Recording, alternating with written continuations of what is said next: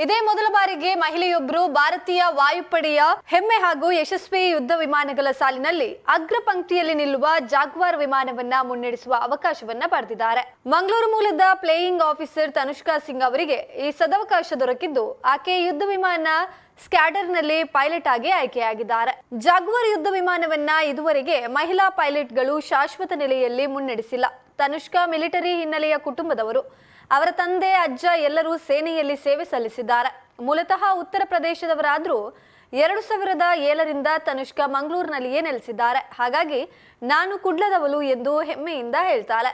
ತಂದೆ ನಿವೃತ್ತ lieutenant colonel Ajay Pratap